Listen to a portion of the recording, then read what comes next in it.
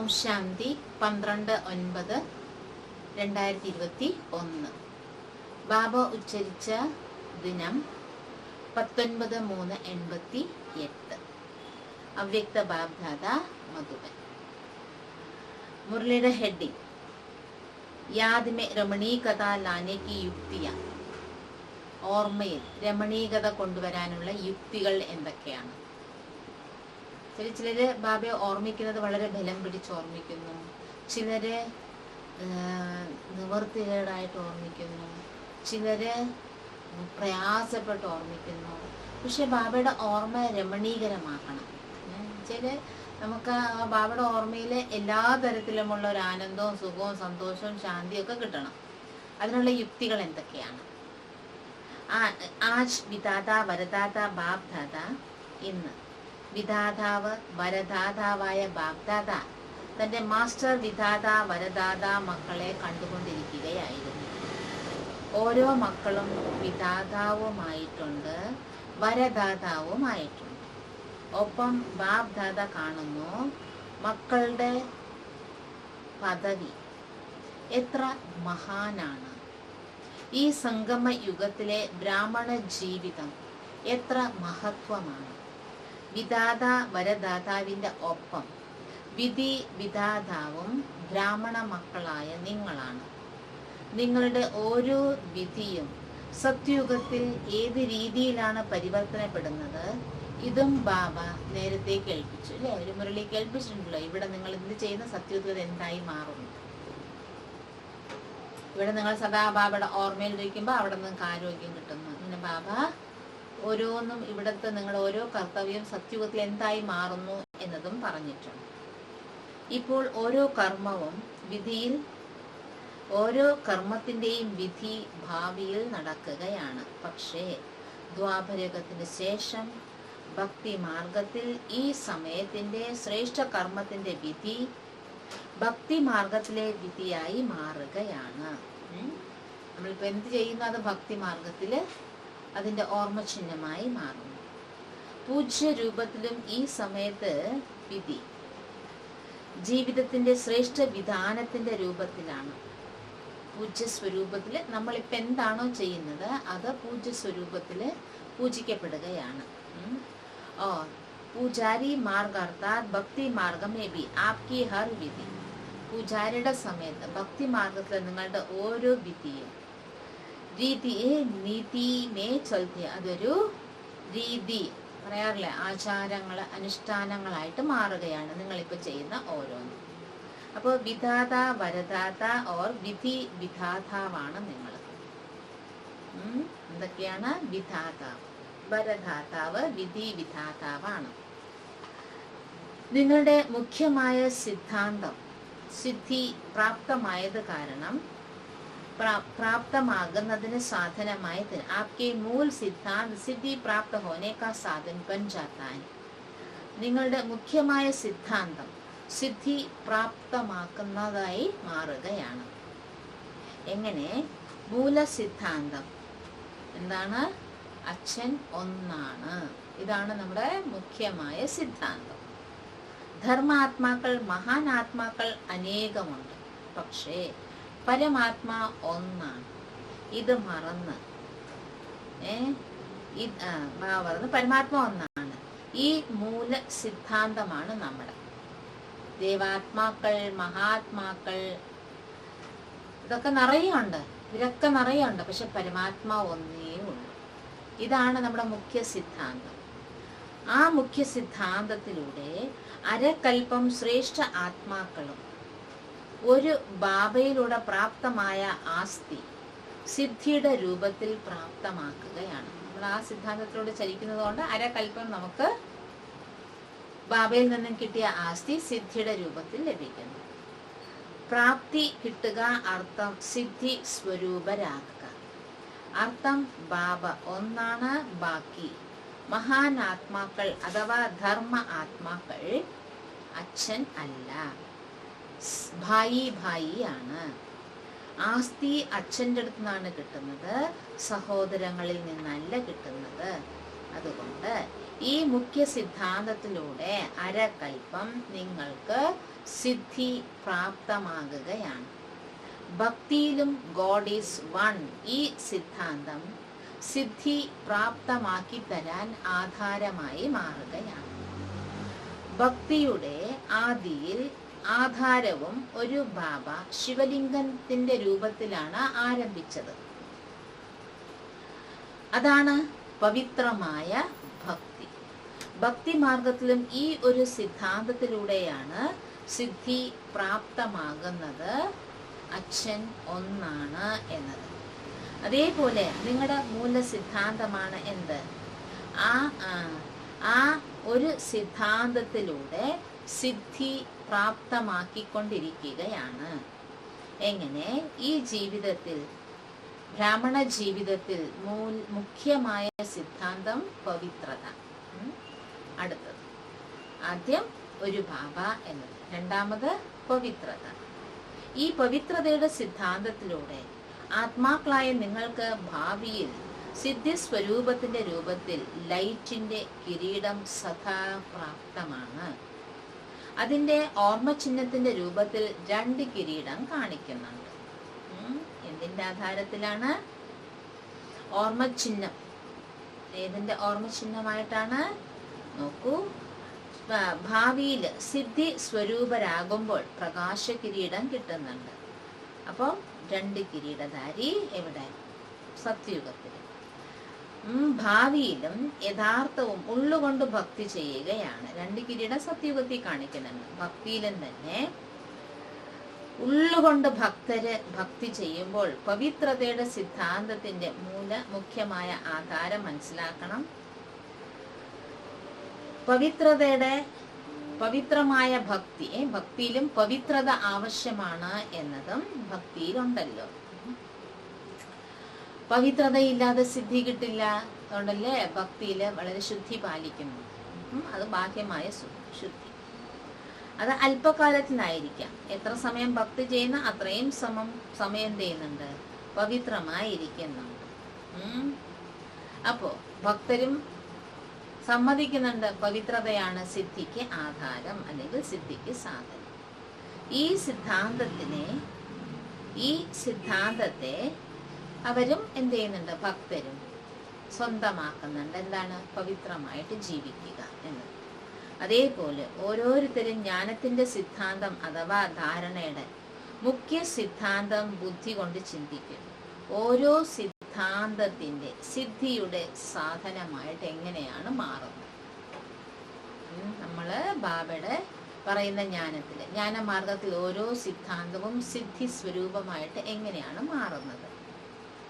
ഇത് മനനം ചെയ്യാനുള്ള പണി ബാബ തരുന്നു. ബാബ 2 കാര്യം പറഞ്ഞു. ഒന്ന്, പവിത്രത ഇവിടെ പാലിക്കുമ്പോൾ ഭക്തരും പവിത്രമായിട്ട് വേണം ഭക്തി ചെയ്യാൻ. ഒരു ബാബ രണ്ടാമതാരുമില്ല എന്ന് പറയുന്നത് കൊണ്ട് അവിടെ അവരെന്ത് ചെയ്യുന്നുണ്ട്? ആ സിദ്ധാന്തം അവിടെ ഗോഡ് ഈസ് വൺ എന്ന് പറയുന്നുണ്ട് ഭക്തിയിൽ. ഇതുപോലെ ഓരോന്നും നിങ്ങൾ ചിന്തിക്കൂ. ഉദാഹരണമാണ് ബാബ തന്നത്. ഇതുപോലെ നിങ്ങൾ ഓരോന്നും ചിന്തിക്കാം. നമ്മൾ അമൃതവേള എണീക്കുന്നു, അതും നമുക്ക് ചിന്തിക്കാമല്ലോ അല്ലേ? നമ്മളിവിടെ അമൃതവേള എണീക്കുന്നത് ആ ഭക്തിയിൽ എന്തായി മാറുന്നുണ്ട്? അവിടെ വെളുപ്പിന് നിർമാല്യം തൊഴാനായിട്ട് പോകുന്നു ഭക്തർ. നമ്മളിവിടെ പവിത്രമായ ഭോജനം കഴിക്കുന്നത് കൊണ്ട് അവിടെ അത് പ്രസാദമായിട്ട് കൊടുക്കുന്നു. നോക്കണേ, പിന്നെ നിങ്ങൾ ചിന്തിക്കൂ എന്ന പണി ബാബ തരുവാണ്. നിങ്ങൾ വിധാതാവായി മാറുകയാണ്, സിദ്ധി ദാതാവുമായി മാറുകയാണ്. അതുകൊണ്ട് ഇന്ന് വരെ ഏതെല്ലാം ഭക്തന്മാർക്ക് എന്തെല്ലാം സിദ്ധി ആഗ്രഹിക്കുന്നു അവർ ഭിന്ന ഭിന്ന ദേവന്മാരിലൂടെ ഭിന്ന ഭിന്ന സിദ്ധി പ്രാപ്തമാക്കാൻ വേണ്ടി ആ ദേവതയെയാണ് പൂജിക്കുന്നത്. മനസ്സിലായില്ലേ? ഇപ്പൊ ധനം വേണമെങ്കിൽ ധനലക്ഷ്മിയുടെ അടുത്ത് പോകുന്നു, സന്താനം വേണമെങ്കിൽ സന്താനലക്ഷ്മിയുടെ അടുത്ത് പോകുന്നു, വിഘ്ന വിനാശകനാകണമെങ്കിൽ ഗണപതിയുടെ അടുത്ത് പോകുന്നു. ഇങ്ങനെ ഓരോന്നിനും ഓരോ ദേവന്മാരുടെ അടുത്ത് പോവുകയാണ്. അപ്പൊ സിദ്ധി ദാതാവായ ബാബയിലൂടെ നിങ്ങളും സിദ്ധി ദാതാവാകുകയാണ്. ഇങ്ങനെ സ്വയത്തെ മനസ്സിലാക്കുന്നുണ്ടോ? സിദ്ധി ദാതാവായ ബാബയിലൂടെ ഞാനും സിദ്ധി ദാതാവാകുകയാണ് എന്ന് ഓരോരുത്തരും സ്വയത്തെ സ്വയം മനസ്സിലാക്കുന്നുണ്ടോ? ആർക്കാണോ സർവസിദ്ധികളും പ്രാപ്തമായിരിക്കുന്നത് അവരെ മറ്റുള്ളവർക്കും സിദ്ധി പ്രാപ്തമാക്കാൻ നിമിത്തമാകുന്നത്. അവരാണ് മറ്റുള്ളവർക്കും സിദ്ധി പ്രാപ്തമാക്കാൻ നിമിത്തമാകുന്നത്. സിദ്ധി എന്നത് ബാബ മോശമായതല്ല പറയുന്നത്. നിങ്ങളുടെ അതായത് കലിയുഗത്തിലെ അതല്ല ബാബ പറയുന്നത്. അത് അല്പകാല പ്രഭാവശാലിയാണ്. പക്ഷേ നിങ്ങളുടെ യഥാർത്ഥ വിധിയിലൂടെയാണ് നിങ്ങൾക്ക് സിദ്ധി കിട്ടുന്നത്. ഈശ്വരീയ വിധിയിലൂടെ എന്തെല്ലാം സിദ്ധി പ്രാപ്തമാകുന്നു, ആ സിദ്ധിയും ഈശ്വരീയ സിദ്ധിയാണ്. എങ്ങനെ? ഈശ്വരൻ അവിനാശിയാണ്. അതിനാൽ ഈശ്വരീയ വിധിയും സിദ്ധിയും അവിനാശിയാണ്. ഋദ്ധി സിദ്ധി കാണിക്കുന്നവർ സ്വയം അല്പജ്ഞ ആത്മാക്കളാണ്. അപ്പോ അവരുടെ സിദ്ധിയും അല്പകാലത്തിൻ്റെയാണ്. പക്ഷെ നിങ്ങളുടെ സിദ്ധി സിദ്ധാന്തത്തിന്റെ വിധിയിലൂടെ സിദ്ധിയാണ്. നിങ്ങൾക്ക് കിട്ടുന്ന സിദ്ധി സിദ്ധാന്തത്തിന്റെ വിധിയിലൂടെയാണ് കിട്ടുന്നത്. അതുകൊണ്ട് അരകൽപ്പം സ്വയം സിദ്ധി സ്വരൂപരാകുകയാണ്. അരകൽപ്പം നിങ്ങളുടെ സിദ്ധാന്തത്തിലൂടെ ഭക്ത ആത്മാക്കളും യഥാശക്തി തഥാ ഫലത്തിന്റെ പ്രാപ്തി അഥവാ സിദ്ധിയുടെ പ്രാപ്തി നേടുന്നുണ്ട്. കാരണം ഭക്തിയുടെ ശക്തിയും സമയപ്രമാണം കുറഞ്ഞ് വരികയാണ്. സതോപ്രധാന ഭക്തിയിലുള്ള ശക്തി ഭക്ത ആത്മാക്കൾക്ക് സിദ്ധിയുടെ അനുഭവം അരകൽപ്പം കിട്ടുന്നുണ്ട്. ഭക്താത്മാക്കൾക്കും സിദ്ധിയുടെ അനുഭവം കിട്ടുന്നുണ്ടല്ലോ. സതോപ്രധാന ഭക്തിക്ക് ശക്തി. ഒരു സമയത്ത് ഭക്തി സതോപ്രധാനമായിരുന്നു. അതിന്റെ ശക്തി ഭക്ത ആത്മാക്കൾക്ക് സിദ്ധി അനുഭവമായിക്കൊണ്ടിരുന്നു. ഈ സമയത്ത് ഭക്തി തമോപ്രധാന ഭക്തിയാണ്. അത് കാരണം യഥാർത്ഥ സിദ്ധാന്തം, അതുകൊണ്ട് യഥാർത്ഥ സിദ്ധാന്തവും ഇല്ല, സിദ്ധിയും ഇല്ല. അപ്പൊ അത്രയും ലഹരിയുണ്ടോ? ഞാൻ ആരാണ്? സദാ ഈ ശ്രേഷ്ഠ സ്വമാനത്തിന്റെ സീറ്റിൽ സെറ്റാകൂ. ആ സീറ്റിലാണ് ഇരിക്കുന്നത്. എന്താണ്? ഞാൻ സിദ്ധി സ്വരൂപ ആത്മാവാണ്. ഞാനിപ്പോ എന്തെല്ലാം ചെയ്യുന്നു അതാണ് ഭക്തിയിൽ ഭക്തര് അനുകരിക്കുന്നത്, അതാണ് ഭക്തർക്ക് ലഭിക്കുന്നത്. ഇത്രയും ഉയർന്ന ഒരു സ്വമാനത്തിലാണോ നിങ്ങൾ ഇരിക്കുന്നത്? എത്ര ഉയർന്ന സീറ്റാണ് നിങ്ങൾ? എപ്പോഴാണ് ഈ സ്ഥിതിയുടെ സീറ്റിൽ സെറ്റ് ആകുന്നത്? അപ്പോൾ ഇടയ്ക്കിടയ്ക്ക് അപ്സെറ്റ് ആകുകയില്ല. ഇതൊരു പൊസിഷനാണ്. എത്ര വലിയ പൊസിഷനാണ്! വിധി വിധാനം സിദ്ധി ദാതാവ്. വിധി ഉണ്ടാക്കുന്നവരും സിദ്ധി ദാതാവും. ഈ പൊസിഷനിൽ സ്ഥിതി ചെയ്യുമ്പോൾ മായ ഓപ്പോസിഷൻ ചെയ്യുകയില്ല, സദാ സേഫ് ആയിരിക്കും. അപ്സെറ്റ് ആകാനുള്ള കാരണം തന്നെ തൻ്റെ ശ്രേഷ്ഠ സ്ഥിതിയുടെ സീറ്റിൽ നിന്നും സാധാരണ സ്ഥിതിയിലേക്ക് വരികയാണ്. ഓർമ്മയിൽ ഇരിക്കുക അഥവാ സേവനം ചെയ്യുക സാധാരണ ദിനചര്യയായി മാറിക്കഴിഞ്ഞു. പക്ഷേ ഓർമ്മയിൽ ഇരിക്കുമ്പോൾ തൻ്റെ ഏതെങ്കിലുമൊക്കെ ശ്രേഷ്ഠ സ്വമാനത്തിന്റെ സീറ്റിൽ ഇരിക്കൂ. ഇങ്ങനെ ഓർമ്മയുടെ സ്ഥാനത്തിരുന്ന്, അത് യോഗത്തിന്റെ योग के कमरे में सिर्फ ऐसे नहीं कि याद के स्थान पर योग के कमरे में चाहे बाबा के कमरे में बिस्तर में उठकर बैठ गए. ബാബയെ ഓർമ്മിക്കുക അർത്ഥം നമ്മൾ ബാബ റൂമിൽ പോയിരിക്കുന്നു, അല്ലെങ്കിൽ അതിനൊരു പ്രത്യേക സ്ഥാനമുണ്ട് അവിടെ പോയിരുന്ന് ചെയ്യുന്നു, അല്ലെങ്കിൽ നമ്മൾ കിടക്കയിൽ നിന്നും എഴുന്നേറ്റിരിക്കുന്നു, അല്ലെങ്കിൽ ഒരിടത്ത് ഇരിക്കുന്നു. ശരീരത്തിനെ യോഗ ആസനത്തിൽ, യോഗത്തിന്റെ ഒരു സ്ഥിതിയിൽ ആസനത്തിൽ ഇരുത്തുന്നുണ്ട്. ബുദ്ധിയെ സ്ഥിതിയുടെ സ്ഥാനത്ത് ആദ്യം ഇരുത്തും. ആദ്യം മനസ്സിനെയും ബുദ്ധിയെയുമാണ് ആസനത്തിൽ ഇരുത്തേണ്ടത്. ആദ്യം ചെക്ക് ചെയ്യേണ്ടത് ഞാൻ ബുദ്ധിയെ ശരിയായ സ്ഥലത്ത് ഇരുത്തിയോ, മനസ്സിനെ ശരിയായ സ്ഥലത്ത് ഇരുത്തിയോ. ഈശ്വരന്റെ ലഹരിയാകുന്ന സീറ്റിൽ സ്വതഹ വരണം. ആ ഈശ്വരന്റെ ലഹരിയാകുന്ന സീറ്റിൽ സ്വതവേ വരണം. ബുദ്ധിയെ ചെക്ക് ചെയ്യുമ്പോൾ നോക്കൂ, ഇന്നത്തെ കാലത്തും തന്നെ സീറ്റിന് വേണ്ടി എല്ലാവരും ഓടി നടക്കുകയാണ്. നിങ്ങളുടെ ശ്രേഷ്ഠ സ്ഥിതിയാണ് നിങ്ങളുടെ സീറ്റ്. മാസ്റ്റർ ബീജരൂപൻ എന്ന സ്ഥിതിയിലിരിക്കൂ ചിലപ്പോൾ, ആ സീറ്റിൽ സെറ്റാവും. ചിലപ്പോൾ അവ്യക്ത ഫരിഷ്ത എന്ന സീറ്റിൽ ഇരിക്കൂ, ചിലപ്പോൾ വിശ്വ കല്യാണകാരി എന്ന സീറ്റിൽ ഇരിക്കൂ. ഇങ്ങനെ ദിവസവും ഭിന്ന ഭിന്ന സ്ഥിതിയുടെ ആസനത്തിൽ അഥവാ സീറ്റിൽ സെറ്റായിരിക്കൂ. അഥവാ ആരുടെയെങ്കിലും സീറ്റ് സെറ്റ് ആയില്ല എങ്കിൽ ആ സീറ്റ് ഇളകിക്കൊണ്ടിരിക്കും. ചിലപ്പം അങ്ങനെയാകും, ചിലപ്പം ഇങ്ങനെയാകും. അർത്ഥം, ബുദ്ധിയുടെ ഇളക്കങ്ങൾ വരുന്നത് സീറ്റിൽ സെറ്റ് ആകാത്തത് കൊണ്ടാണ്. അറിയാമല്ലോ, സബ് ഹൈ കി ജാൻതേ ഹോ, സബ് ഹൈ കി ഹം യഹ് യഹ് ഹൈ. എല്ലാവർക്കും അറിയാം അവരവരുടെ സ്ഥിതിയെ. ചിലപ്പോൾ ചോദിക്കുകയാണ്, നിങ്ങൾ ആരാണ്? അപ്പോൾ വലിയ ലിസ്റ്റ് എടുത്ത് പറയും. പക്ഷേ സദാസമയം അറിയാമല്ലോ, വഹ അപ്നെ കോ മാനോ സിർഫ് ജാനോ നഹി. ഞാൻ ആത്മാവാണ് എന്നത് അറിഞ്ഞാൽ മാത്രം പോരാ, അംഗീകരിക്കുകയും വേണം. കാരണം അംഗീകരിക്കുമ്പോൾ സന്തോഷം ഉണ്ടാകും, ഞാൻ ഇതാണ് എന്ന്. പക്ഷേ അംഗീകരിക്കുമ്പോഴാണ് ശക്തി കിട്ടുന്നത്. അംഗീകരിച്ചിട്ട് അതുപടി നടക്കുമ്പോൾ ലഹരിയും ഉണ്ടാകും. എങ്ങനെ?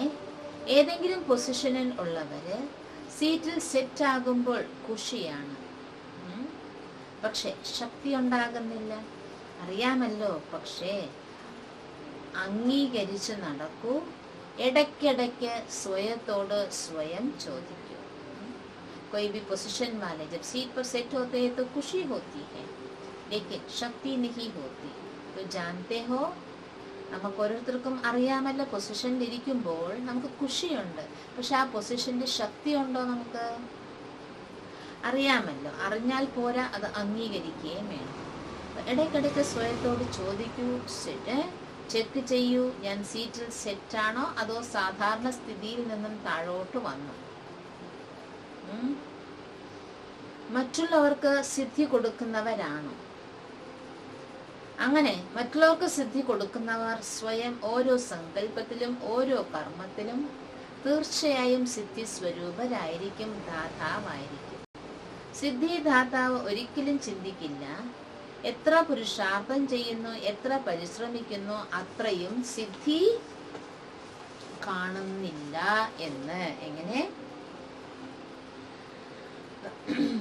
സിദ്ധിദാത ഒരിക്കലും സോച്ച് നഹി സക്ത. സിദ്ധിദാതാവ് ഒരിക്കലും ചിന്തിക്കില്ല എന്താണ്? എത്ര പുരുഷാർത്ഥം ചെയ്യുന്നു, എത്ര പരിശ്രമിക്കുന്നു, അത്രയും സിദ്ധി കാണുന്നില്ലല്ലോ എന്ന്. എത്ര ഓർമ്മയുടെ അഭ്യാസം ചെയ്യുന്നോ അത്രയും സിദ്ധി അനുഭവമാകുന്നില്ലല്ലോ എന്ന്.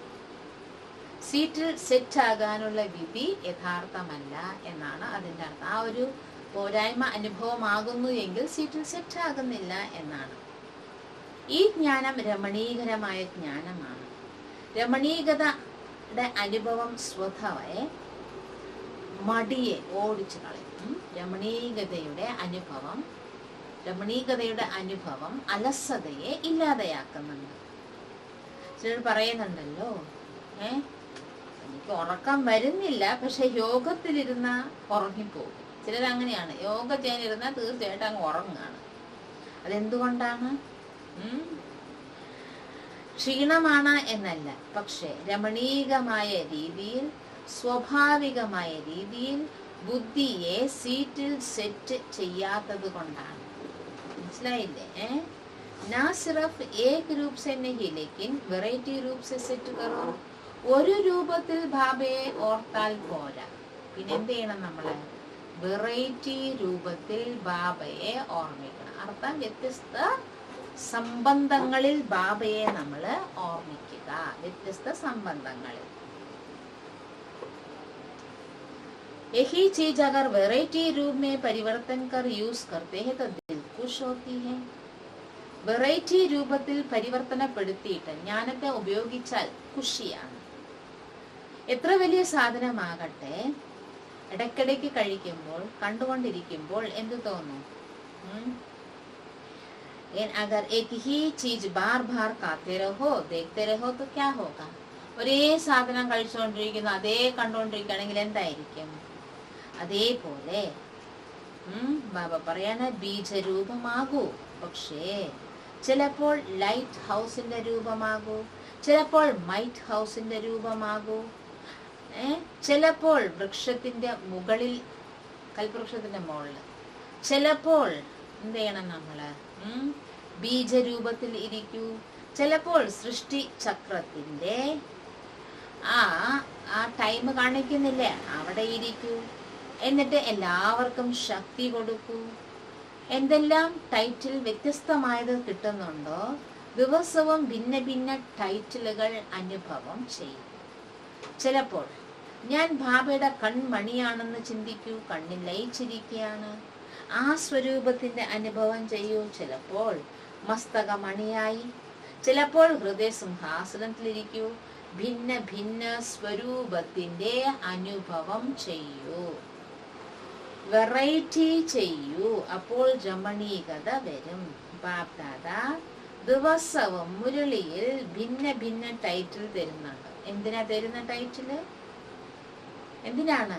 ആ സീറ്റിൽ സെറ്റ് ആകൂ. അർത്ഥം ഇടയ്ക്കിടയ്ക്ക് സ്വയത്തെ പരിശോധിക്കൂ. നേരത്തെ ബാബ പറഞ്ഞിട്ടുണ്ട്, പക്ഷെ മറന്നു പോകുകയാണ്. 16 മണിക്കൂറില് 8 മണിക്കൂർ നമുക്ക് കഴിക്കാൻ പറ്റും. അതില് പിന്നെ ചിന്തിക്കുന്നു, അപ്പോഴാണ് എന്താകുന്നത്? ഉദാസീന. ഒരുപാട് ചിന്തിക്കുമ്പോൾ ഉദാസീനരാകുകയാണ്. ഒരു ദിവസം അങ്ങ് പോയല്ലോ എന്ന്. നാച്ചുറൽ അഭ്യാസം ഉണ്ടാകണം. എങ്കിൽ വിധി വിധാത അഥവാ സിദ്ധിദാതാവായി വിശ്വത്തിലെ ആത്മാക്കൾക്ക് നന്മ ചെയ്യാൻ സാധിക്കും. മനസ്സിലായോ? ശരി. ഇന്ന് അതായത് ഓർമ്മ ബാബ തരുന്ന വെറൈറ്റി ടൈറ്റിലുകൾ സ്വമാനങ്ങളുടെ സ്ഥിതിയിൽ ഇരിക്കാനാ, ഒരേ സ്ഥിതിയിൽ ഇരിക്കാതെ വ്യത്യസ്തമായ സ്ഥിതിയിൽ ഇരിക്കാനാ പറയുന്നത്. ഇന്ന് മധുബൻകാരുടെ ദിനമാണ്. ഡബിൾ വിദേശികൾ തന്റെ സമയത്തിന്റെ ചാൻസ് തരികയാണ്. കാരണം മധുബൻ നിവാസികളെ കണ്ട് ഖുഷിയാകുകയാണ്. മധുബനിലുള്ളവര് പറയുന്നു, മധുബൻ വാലെ കത്തെ ഹെ മഹിമ നഹി കർ. മധുബനിലുള്ളവര് പറയുന്നു മഹിമ പാടണ്ട. മഹിമ ഒരുപാട് കേട്ടു. മഹിമ കേട്ടിട്ടാണ് മഹാനായി കൊണ്ടിരിക്കുന്നത്. കാരണം ഈ മഹിമയാണ് എങ്ങനെ? क्योंकि यह महिमा जैसे बुद्धि में सेफ्टी का साधन ढाल होती है, यह महिमा भी स्मृति दिलाती है हम कितने महान हैं. മഹിമ നമുക്ക് സ്മൃതി തരികയാണ് ഞാൻ എത്ര മഹാനാണ് എന്ന്. മധുബൻ മാത്രമല്ല, മധുബൻ വിശ്വത്തിന്റെ സ്റ്റേജാണ്. മധുബനിൽ ഇരിക്കുക അർത്ഥം വിശ്വത്തിന്റെ സ്റ്റേജിൽ ഇരിക്കുക. ആരാണോ സ്റ്റേജിൽ ഇരിക്കുന്നത് അവർ എത്ര ശ്രദ്ധയോടെ ഇരിക്കും? സാധാരണ രീതിയിൽ ആരെങ്കിലും ഏതെങ്കിലും സ്ഥാനത്തിരിക്കുകയാണെങ്കിൽ ഇരിക്കുകയാണെങ്കിൽ അത്ര ശ്രദ്ധയുണ്ടാകില്ല. പക്ഷെ സ്റ്റേജിലാണെങ്കിൽ സദാസമയം ഓരോ കാര്യത്തിലും വളരെ ശ്രദ്ധയുണ്ടായിരിക്കും. അതുകൊണ്ട് മധുബൻ വിശ്വത്തിന്റെ സ്റ്റേജാണ്. നാനാഭാഗത്തിന്റെയും ദൃഷ്ടി മധുബനിലാണ്. അതുപോലെ എല്ലാവരുടെയും ശ്രദ്ധയാകുന്ന സ്റ്റേജിലേക്ക് വരികയാണ്. എല്ലാവരുടെയും ശ്രദ്ധ മധുബനിലേക്ക് വരികയാണ്. അപ്പൊ മധുബൻ നിവാസികൾ സദാ വിശ്വത്തിന്റെ സ്റ്റേജിലാണ് സ്ഥിതി ചെയ്യുന്നത്. ഒപ്പം മധുബൻ ഒരു വിചിത്ര ഗുംബസ് ആണ്. ഗുംബസ് എന്ന് വെച്ചാൽ ഒരു ഗുംബസ് എന്ന് പറയില്ലേ, നമ്മളൊരു അമ്പലത്തിലൊക്കെ ഇങ്ങനെ ഒരു സംഭവം വെക്കുമല്ലോ, അതുപോലെ. और गुम्बस में होता है उनका आवाज. നമ്മള് ഒരു ആളൊഴിഞ്ഞ സ്ഥലത്ത് അല്ലെങ്കിൽ ഒരു ഗോപുരം പോലെയുള്ള സ്ഥലത്ത് എന്തെങ്കിലും ശബ്ദമിടുകയാണെങ്കിൽ എന്താകും? ആ ശബ്ദം പല പ്രാവശ്യമായിട്ട് നമ്മടത്ത് എത്തും. മധുബൻ അതുപോലെ വിചിത്രമായ ഒരു ഗുംബസ് ആണ്. മധുബന്റെ ചെറിയ ചെറിയ അനക്കങ്ങൾ പോലും വിശ്വത്തിലേക്ക് എത്തുന്നുണ്ട്. എങ്ങനെ? ഇന്നത്തെ പഴയ കാലത്ത് ചില സ്ഥലങ്ങള് അടയാളം മാത്രമായിട്ടുണ്ട്. വെറും ഒരു പൊളിഞ്ഞ അല്ലെങ്കിൽ ഇടിഞ്ഞു പൊളിഞ്ഞൊരു മതില് മാത്രം നിൽക്കും, തൊട്ടാ അത് ശബ്ദിക്കും. അതുപോലെ ചില സ്ഥലത്തൊക്കെ അങ്ങനെയുണ്ട്, ചില അമ്പലത്തിലൊക്കെ ഉണ്ട്. ഒരു തൂണിൽ അടിച്ചാല് അത് ഇങ്ങനെ ധ്വനിയായിട്ട് ഇങ്ങനെ പല ധ്വനികളായിട്ട് ഇങ്ങനെ ചിന്നിച്ചിതറി വരും. അതേപോലെയാണ് മധുബൻ. വിചിത്രമായ ഒരു കുംഭസാണ്. മധുബനിലെ ഓരോന്നും മധുബനിൽ മാത്രമല്ല, നാനാ ഭാഗത്തും അത് എത്തുന്നുണ്ട്. ജാനകിദാദി പറയും മധുബൻ ഒരു കണ്ണാടിയാണ്. അവിടെ പോയാൽ നമുക്ക് എല്ലാം നമ്മളെ കുറിച്ച് അറിയാൻ പറ്റും, ബാക്കിയെല്ലാം കാണാൻ പറ്റും. നമ്മുടെ പോരാ നമ്മളിവിടെ ഇരിക്കുമ്പോൾ ഞാനാ വലുത്, ഞാനാ ശ്രേഷ്ഠം. പക്ഷെ മധുബനിൽ പോകുമ്പോൾ അറിയാം ഞാൻ എത്രമാത്രം വളർന്നിട്ടുണ്ട്, ഉയർന്നിട്ടുണ്ട് എന്ന്. മധുബനിൽ നടക്കുന്നത് അതുപോലെ വ്യാപിക്കുകയാണ്. അവർക്ക് പോലും അറിയില്ല ഈ കാര്യം എല്ലായിടത്തും എത്തിക്കഴിഞ്ഞു എന്ന്. അവിടെ ഉള്ളവർക്ക് പോലും അറിയില്ല. അപ്പൊ അത് വിചിത്രമാണ്. അതിനാൽ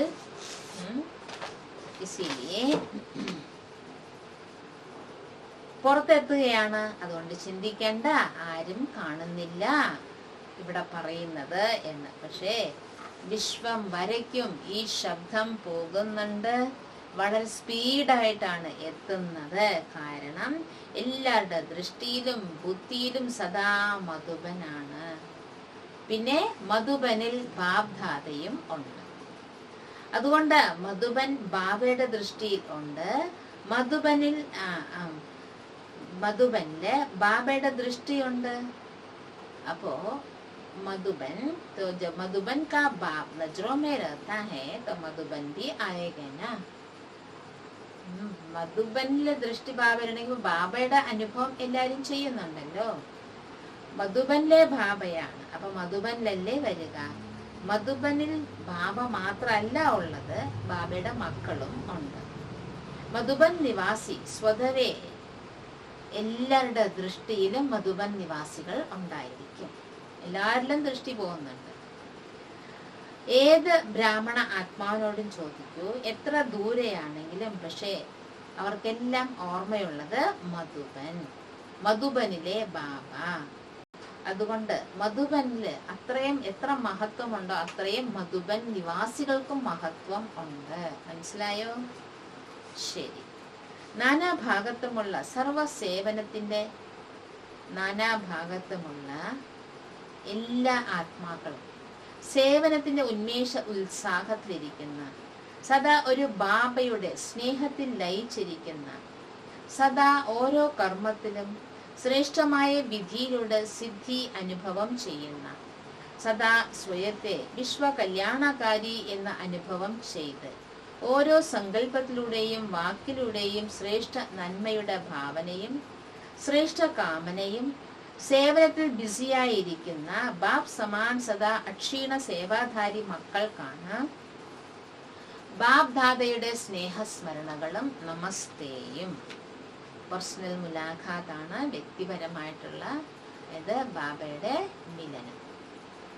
സ്വയത്തെ കർമ്മയോഗി ശ്രേഷ്ഠ ആത്മാവാണ് എന്ന അനുഭവം ചെയ്യുന്നുണ്ടോ? കർമ്മയോഗി ആത്മാവ് സദാ കർമ്മത്തിന്റെ പ്രത്യക്ഷ ഫലം സ്വതവേ അനുഭവം ചെയ്യും.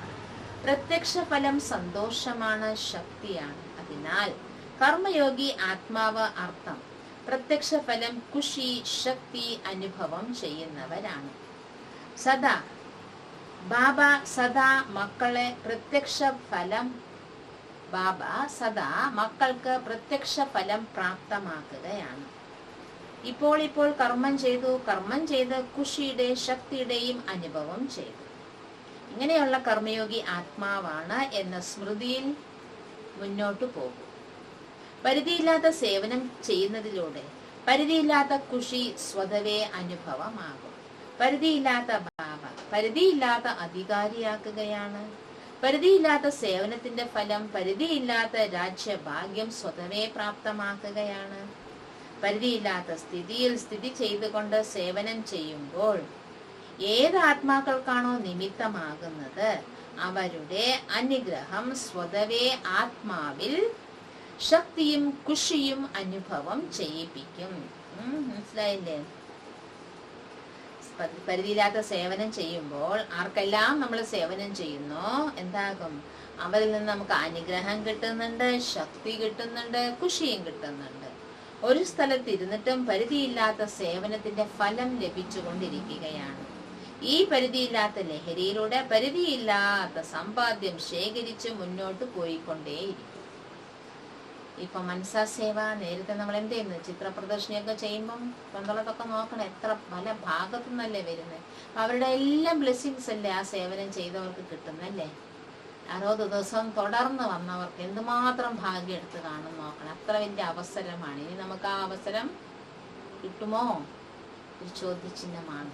നോക്കാം ഡ്രാമയിൽ എന്താ നടക്കുന്നതെന്ന്. अच्छा मीठे मीठे सिखिलदे बच्चों प्रति माता पिता बाप दादा का याद प्यार और गुड मॉर्निंग. रूहानी बाप की रूहानी बच्चों को नमस्ते. रूहानी बच्चों की रूहानी बाप को नमस्ते. വരദാനം. സെക്കൻഡിൽ ദേഹമാകുന്ന വസ്ത്രത്തിൽ നിന്നും വേറിട്ട് കർമ്മയോഗത്തിലൂടെ സെക്കൻഡിൽ ദേഹമാകുന്ന വസ്ത്രത്തിൽ നിന്നും വേറിട്ട് കർമ്മക്കണക്കിൽ വിജയം പ്രാപ്തമാക്കുന്ന സർവശക്തി സമ്പന്ന ഭവ. കർമ്മക്കണക്ക് ശക്തമായി വരുമ്പോൾ കർമ്മേന്ദ്രിയങ്ങൾ കർമ്മക്കണക്കുകൾക്ക് വശമായി തന്നിലേക്ക് ആകർഷിക്കും. അർത്ഥം, ഏത് സമയത്താണോ ഒരുപാട് വേദനയുള്ളത് ആ സമയത്ത് കർമ്മ കണക്കുകൾ കർമ്മയോഗത്തിലേക്ക് പരിവർത്തനപ്പെടുത്തുകയും സാക്ഷിയായി കർമ്മേന്ദ്രിയങ്ങളിലൂടെ കർമ്മക്കണക്കുകൾ തീർക്കുന്ന ആത്മാവ് ഞാൻ സർവശക്തി സമ്പന്നമാണ്, അഷ്ടരത്ന വിജയിയാണെന്ന് പറയും. മനസ്സിലായില്ലേ? കർമ്മക്കണക്ക് തീർക്കുകയാണ്, പിന്നെ സാക്ഷിയായി കാണുകയാണ്. അങ്ങനെയുള്ളവരാണ് അഷ്ടശക്തി സമ്പന്ന അഷ്ടരത്ന വിജയികൾ. അതിന് ചെയ്യേണ്ടത് എന്താണ്?